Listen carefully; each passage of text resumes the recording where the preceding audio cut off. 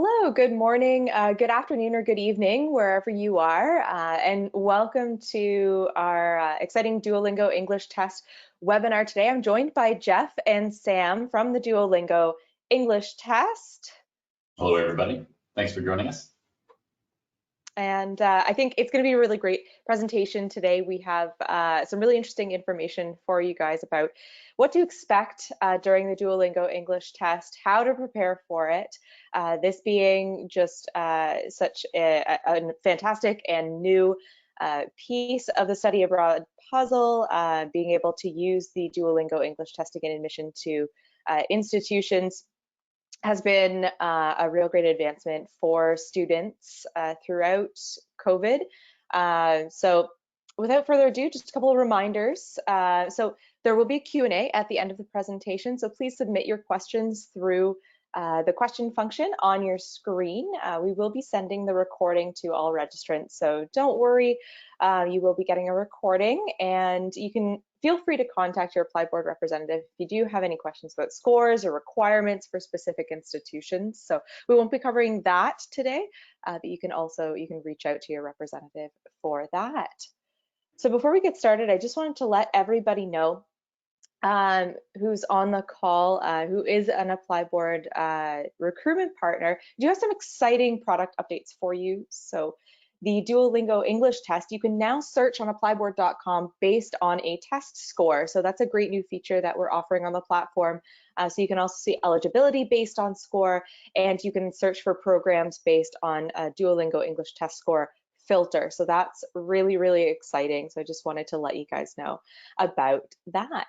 So I'm going to be passing it over to Jeff and Sam, and we're going to get started with the presentation today. Thank you, Katie. And I'll share my screen in a moment. And we'll go from there.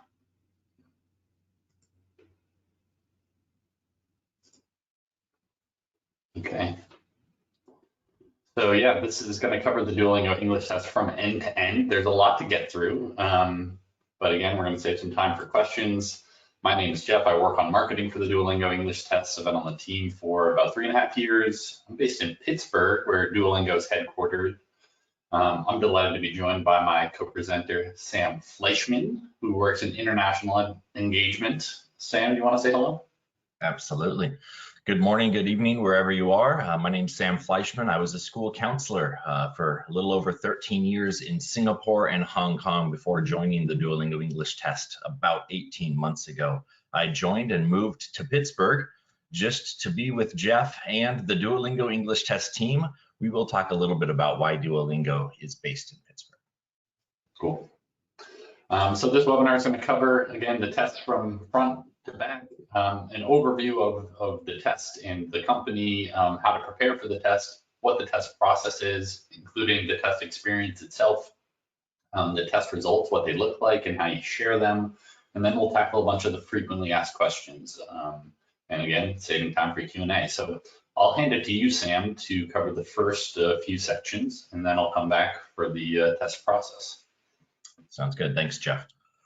So the overview and the background of Duolingo is important to understand how the Duolingo English test has grown and operated. The Duolingo background is really tied to the mission of Duolingo, and the Duolingo English test lives out that mission as well. That is why we've given over 3,500 free tests to different high achieving low income students in the last year. And it ties back to Duolingo, which is a free education learning app for all. You can learn any of our 38 languages or all of our 38 languages for free. But we're going to leave that there and just talk about, because of Duolingo's breadth of like 300 million users. And Jeff, we got your WhatsApp there or something awesome. Because of Duolingo's breadth, we have so many people that we can learn how to best teach languages. And that is because Luis von Ahn has this drive to bring education to the world.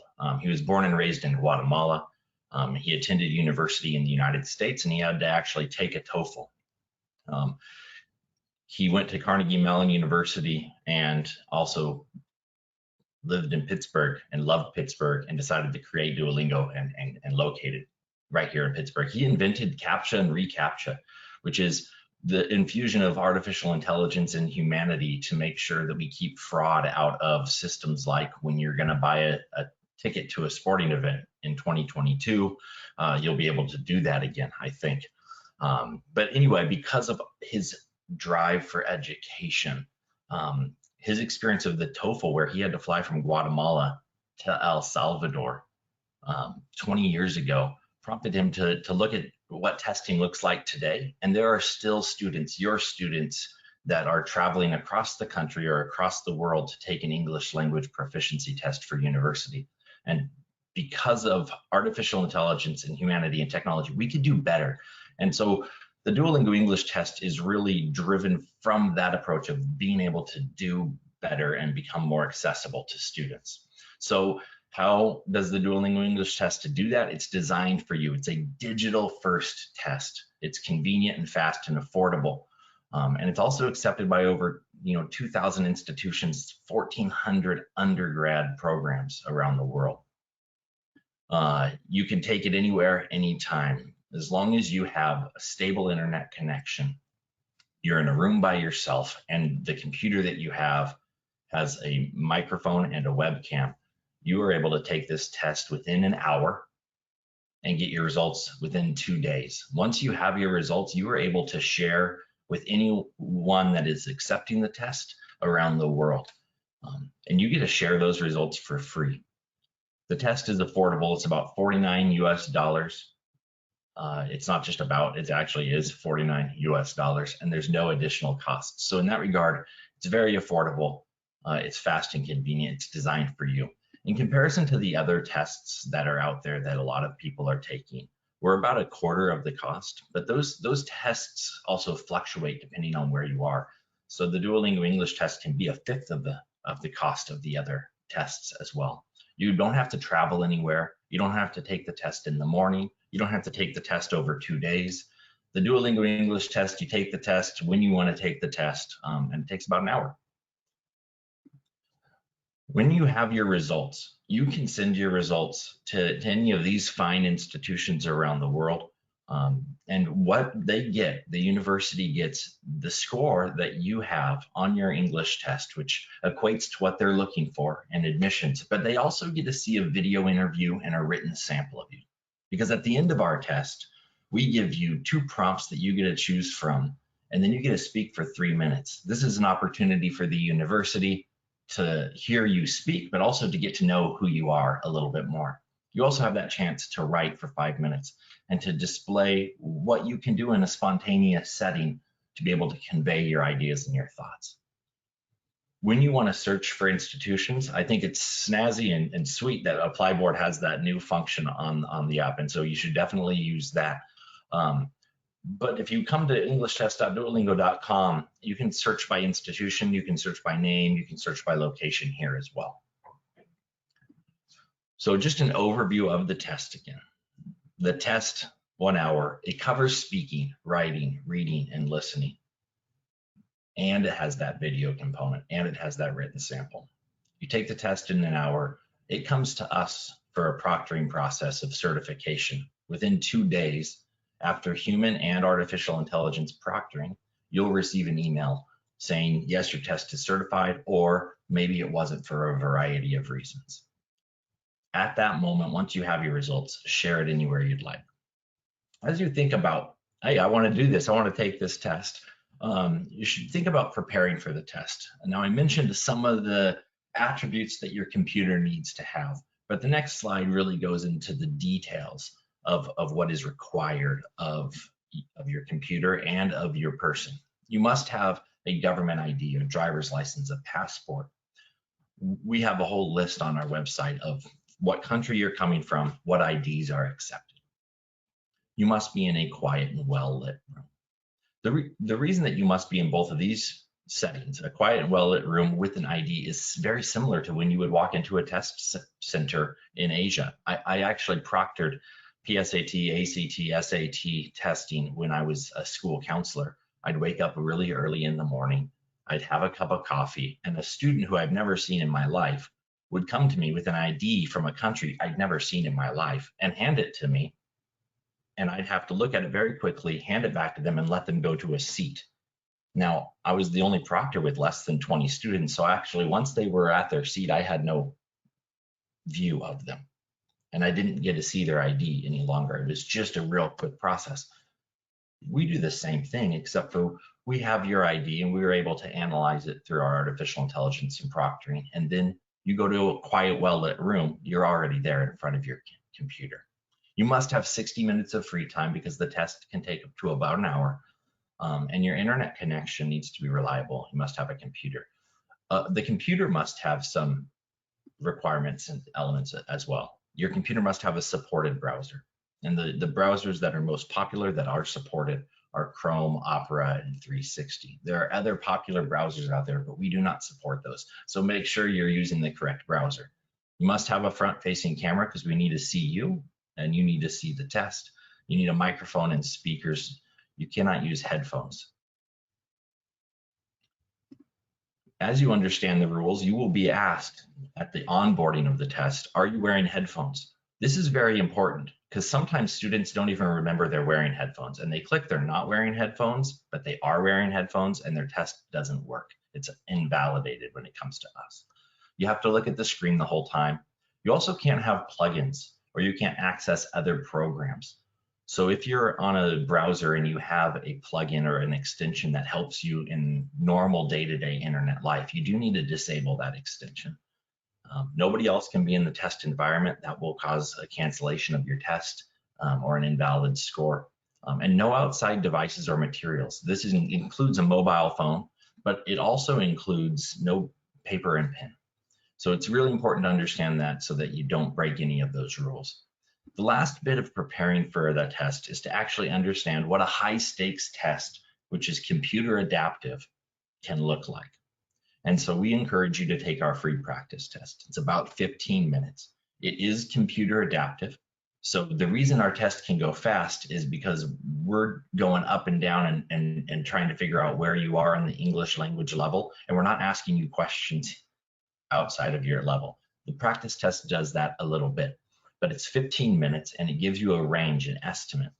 From that range, you can look on the Applyboard app to find out where your score might lead you, and then you can go ahead and buy the test and take the test. I'm going to pass it over to Jeff to go a little bit more into what the test looks like so that when you take that free practice test, you'll be able to be encouraged to take the real test and see how you do. Thank you so much, Sam. One other distinction I'll point out about the practice test is that you don't have to follow the rules on the practice test. And so that's why Sam encouraged you to make sure you understand the rules and that you have the technical requirements, because those are not on the same level with the certified test. So I'll talk about the test process from creating an account, purchasing a test, to the actual test experience. So the first thing you need to do is create an account. So you go to our website, englishtest.duolingo.com. You can click that big orange button that says take a test. It's free to create an account. So all you need is your name and email essentially, and then you can create an account. And once you log into the account, this is what you'll see. There's kind of three options here. The first one is the one that we recommend doing before you take the certified test. This is the practice test. This includes one of every type of question that's going to be on the test, so you can be familiar with how to answer the questions. It takes about 15 minutes. You can take it as many times as you want, but just understand that it's going to be, your estimated range is going to be less accurate than the certified test because it's fewer questions. Also, that if you take it enough times, you'll start to see repeated questions, where with the certified test, our test item pool is tens of thousands of questions. And so you'll never see the questions that your friends have, or if you've taken the test before, you're not going to see any of the same questions. The next step is to purchase the test. That's the second plank in that screen we just saw. There's a few options to purchasing the test. If you have a major credit or debit card, you can do that. You can use PayPal. In China, we accept Alipay as well. If for some reason a university is paying or someone sponsoring your test, you might have a coupon. There's an apply coupon button at the bottom there, which you can use, but that's less common. And then once you've purchased the test successfully, on the bottom, you'll see that the start test button turns orange. So that's when you can get started. And again, you just need your ID, your computer, and an hour in a quiet, well-lit room, and you should be good to go. Before we get into the test, we'll just talk about how the test is structured. There's a quick setup. That's about 5 minutes. This is an introduction, and we'll talk about the introduction in a moment. There's the adaptive test, which is the graded portion of the test. That's about 45 minutes. And then there's the video and writing sample. That's 10 minutes. That's the ungraded section. So we'll talk more about each of these. So first, with the quick setup, Sam touched on a few of these points already, but this will actually test your computer's browser to make sure it's compatible. And actually, the browser list does vary by country. So if you're in China, you can use QQ or 360, but in the US, Chrome or Opera are our recommendations there. Also, we'll test your speakers and microphone to make sure they're working.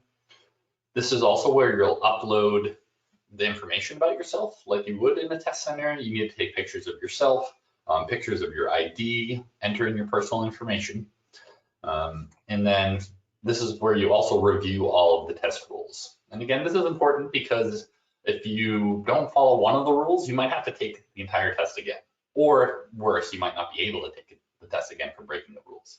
So it's important to review those ahead of time and pay attention to the little things like make sure you're not wearing headphones and make sure you're looking at your test screen, because we want to be sure that you're not getting any help from anyone and that your test can be certified. Let's move on to the adaptive portion of the test.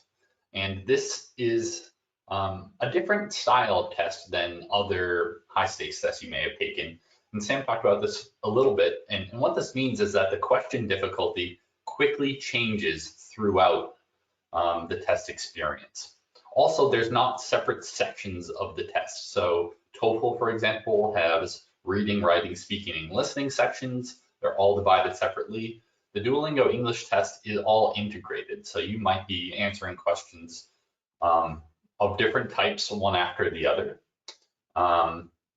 This also ensures that every test session is completely different. So if you and a friend are taking the test at the same time, you're going to have different questions and different sequences. So unfortunately, you can't share what your exact question or sequence was because it's not going to apply to their test experience. Another thing to note is that there's no fixed length or fixed number of questions. So on average, the test experience takes an hour, but it may vary depending on the test taker. And that's because the test grading engine is very smart. It's going to keep asking you questions until it's received enough information to accurately estimate your English proficiency. So that's why the test length might vary. We'll also talk a little bit about the question format. So this is a test that doesn't necessarily look like other tests you may have taken before. The questions are short but predictive. They were chosen to be efficient, but also to accurately measure your English ability. So you might not have long reading and writing passages. On average, test questions themselves take about 1 to 2 minutes, with no question taking more than 5 minutes. So these are going to be short, which is good because you won't be fatigued by these long sections.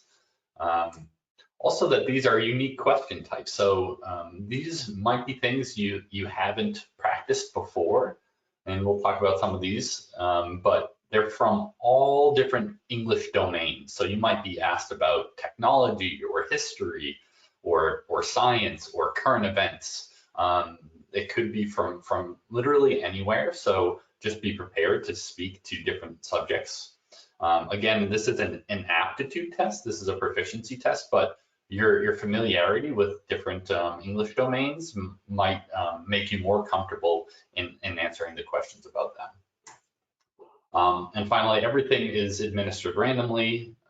So you might have a listening question, a speaking question, a listening question, maybe 2 of the same question types in a row. It's all random, but it's all because the grading, the adaptive engine is collecting information about your proficiency, and that's the most efficient way to do it. And then just as a tip, don't stress. Like I said, the grading engine is very smart. If you get a challenging question, and I'm sure you will, even native English speakers will have challenging questions. It doesn't mean you're going to get a bad score.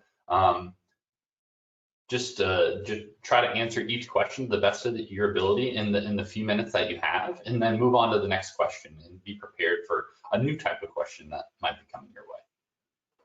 So what are these question types? I have a few of the screenshots here of what they look like, but they include filling in the blank of a missing word or part of a missing word in a passage, identifying real words. This is kind of a fun one, but also a challenging one, where you're given a list of words and you have to identify which ones are real and which ones aren't real English words. There's also the audio version of that, where you have to listen to real words and fake words.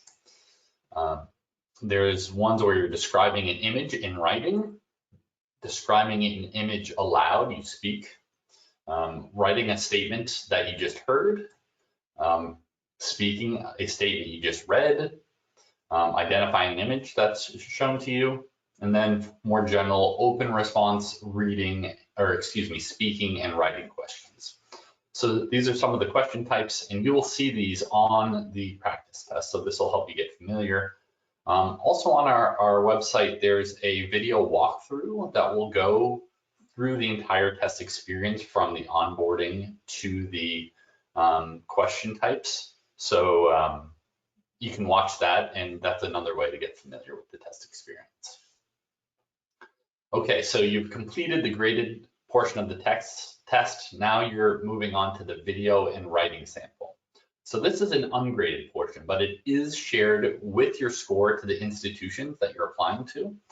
And the format is you'll be presented with a topic to choose, 2 topics to choose from. You have 30 seconds to decide between the 2 topics which one you want to speak about. You'll be speaking for up to 3 minutes, but at a minimum of 1 minute. And then once you complete that, you're given again 2 topics. You have 30 seconds to decide, and then you're going to write for up to 5 minutes. I'd recommend taking as long as you need, as much of that 30 seconds as you need to choose one of the topics, because that will help you start to form ideas about the things you want to speak and write about. And that will make the best use of your time and help you showcase yourself and your English proficiency to the universities that you're applying to. After you take this, within 2 days, if you follow the rules, you'll get your certified test results. I'll talk about what these results look like. So the Duolingo English test is scored on a scale out of 160 points in 5-point increments. Every test has a different scale, and to better understand that, we can compare the Duolingo English test scale with the TOEFL and the IELTS.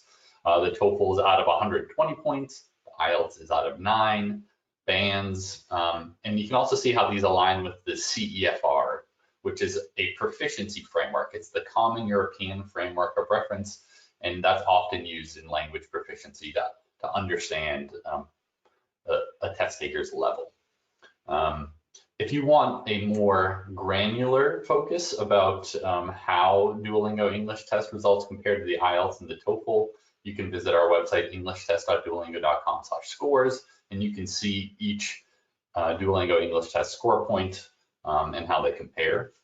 On average, most universities for, let's say, undergraduate programs will commonly be setting their Duolingo English test minimum thresholds between 95 and 125. So that's a common range you can expect.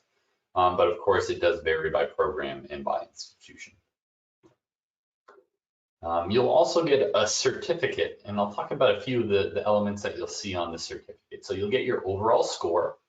You can see that big number on the top left there. To the right of the top left, or to the right of the overall score, you'll get a description of your ability level. You can check that out, and we'll talk about some of the things that you can do in English. Below that, you'll see the subscores. So we'll talk about subscores in a moment, but there's 4 subscores. With all these scales, you'll also see a score range. So each scale includes a point for your estimated score, but it also includes a wider band. And that's because every test carries kind of what's called a standard error of measurement, which is a technical term for the level of confidence we have that your ability lies between 2 score points. So on the Duolingo English test, we have a 95% confidence that your actual ability falls in plus or minus 1 score band. So that's a statistical property, but that's helps you understand that the range that you might be in. You can also print your results from here. You can send your results, but there's also a more direct way to send your results, and I'll show some screenshots of that in a moment. But that's what your certificate looks like. Let's talk a little bit about the subscores themselves. Most tests report subscores as reading, writing, speaking, and listening. But there's been a lot of research in language acquisition and language testing that says you use multiple skills at the same time. For example, as I present this, I'm reading and speaking. You on this webinar might be listening and reading at the same time. And so what we did in developing these subscores, we looked at ways that English skills were commonly integrated in academic settings like a university and throughout students' lives. And what we produced were subscores that were integrated. These are called integrated modalities, which is a fancy word for saying integrated skills. And so the subscores that we report are literacy, comprehension, conversation, and production. And so universities might publish minimum thresholds for these subscores, but they also might look at them internally after they receive your results. For example, schools want to make sure that students can talk to their instructors and their peers, and effective conversation requires both listening and speaking, so they might be looking closely at a conversation subscore. That's just an example, but you can learn more about that on our scores page, englishtest.duolingo.com/scores. So you get the email that says your results are in, and now you can send them to an unlimited number of schools. You can go to your English test account and click send results. From here, you can search from the thousands of Duolingo English test accepting institutions. You can search by name or location. Algoma is listed here. Make sure you pay attention to what program type it is, because there are undergraduate programs or graduate or other ones at a university, and you want to make sure you're just sending it to the correct program. You can select as many as you want. Later, if you remember, if you apply to a new school or you remember a school you want to send your results to, you can go back in and add more schools. That's no problem. You press next, and then that's it. The institution will instantly get your results.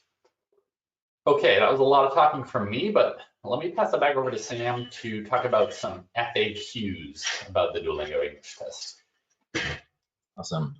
Thanks, Jeff, for explaining all of that. It's important stuff, and I know everybody enjoyed it. Test experience questions. We've got some great questions here. Is it better to skip a question if you are unsure? This idea comes from other tests where you get penalized if you get the question wrong. No, on the Duolingo English test, you should answer each question to the best of your ability because of that computer adaptive nature. We're gonna do our best to ascertain where you are and what portion of that you got correct. Answer everything. How should you pace the test? How long is each section? Jeff mentioned this, partly to avoid fatigue, but also because we don't need as much time for some of that as well. All of the questions are integrated.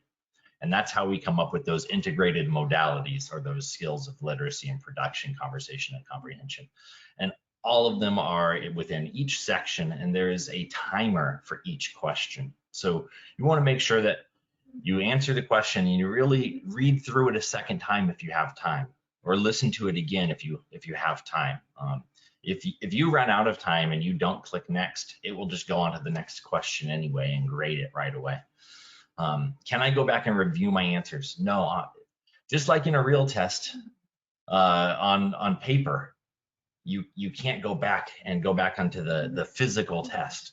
This is a test you also can't go back and check that out, but we stop you from doing it that way. It is an adaptive test. Once you click next, that score is being graded and you're moving on. So you can't do that. The next one is, can I take notes to prepare my answers? You cannot have notes or a paper or pencil or phone with you. So there's no notes that you can access coming in to take the test, but we do encourage you to continue to practice your English as much as possible, no matter where you are. If you get a question wrong at the beginning, it will not lower your score unless you continually get those questions wrong. And then yes, your score will be lower, but it will be accurate to the level of English that you are able to convey and understand. The difficulty of the questions will continue to change and to grow if you get more questions right. And so even if you get some questions wrong at the beginning, you can still get a score that will be admissible to any institution in the world. Will I receive a lower score if you have an accent? No. No, our scoring and our grading accounts for all types of accents, but we do encourage you to speak normally, clearly, to speak with great articulation, and we'll pick up that accent, and it will not be effective. It will not affect your grade. Some additional questions. How often can I take the Duolingo English test? You can take the test and receive certified results 2 times in every 30-day period. Even with being able to take the test 2 times a month, our item type bank is so large that you will likely not see even a repeated question. So this goes back to Jeff's point of not seeing too many item types repeated. But if you complete the test, oh yeah, Jeff. I'm gonna say, I think the statistic is it'll take about 1,000 tests before you'd see a repeated question based on the size of our test item pool. So I don't think anyone has about 40 years to take the test, but that's some of the statistics that we run on the test. Yeah, you shouldn't need to take the test that many times either. Yeah. If you complete the test and your results are not certified, it does not count against you. But you can take the test 2 times every 30 days. And then once you get your results, universities usually accept the results for up to 2 years. And so we say a validity of 2 years. There's a really important point on that I like to make as a counselor who I work with students. A 15-year-old student who takes the Duolingo English test is going to have that video and written sample sent to an institution at age 15. Totally understandable. If they're applying for a boarding school, that's appropriate because that's who they are at that moment. Likely when they apply to a university in Canada the next 2 years later for undergraduate to get their bachelor's degree, they probably don't want to use the 15-year-old version of themselves because the 17-year-old version of themselves is a little bit better. And so for another $49 US, you take the test again. 2 more questions. How can I pay for the Duolingo English test? And Jeff gave a slide with all the major credit cards there, and PayPal and Alipay are also accepted. And if you have any questions, you can talk to your counselor and reach out to us. What if I experience a technical difficulty while taking the test? If you experience a technical difficulty while taking the test, we are not able to grade and score and receive your full test. If that happens, you will not be able to finish that test. And in most cases, you will be able to take the test again for free. And you will be instructed by an email with what you should do next to make sure you can get that next free test. This does happen sometimes. And well, oftentimes it's based off of where you're taking the test. For instance, in China, some school counselors or some institutions want the student to be in a school to take the test. There's looping internet, and sometimes that internet in a school setting cuts off for 15 seconds intentionally in a school setting to control what's happening in different places. So this isn't just in China, this is other places. When you're in an institution setting, it's a looping, it's a security mechanism. If that happens, you will experience a technical difficulty. So we do encourage you to take the test, ideally at home, in a room. Sorry, Jeff. Is the test accepted for student visas? Yes, generally. The test is accepted if a part of the university's admissions requirement requires an English language test. And once they've accepted you and issued you what you need to go for your student visa, they've accepted you based on the Duolingo English test. There are certain approaches to the visa process in different countries that require specific other tests, but generally for every institution, if the institution accepts the Duolingo English test, a student can get a visa. And what should I do if I have questions or need support? It is a new experience testing from home for sure. You can reach out to your counselor, your recruit, your apply board representative. You can continue to do that, but you can read our frequently asked questions. But really important is there is a big orange button at the bottom right of our English test website, and it says help. And if you click that, it's a live chat. And if our live chat is unavailable at that moment, you'll be instructed to email englishtest-support@duolingo.com. And you can do that from the beginning as well. If you just want to send an email with your question, you can go ahead and reach out that way. I think that's. Yeah, I was going to say, I think the help button is probably the fastest way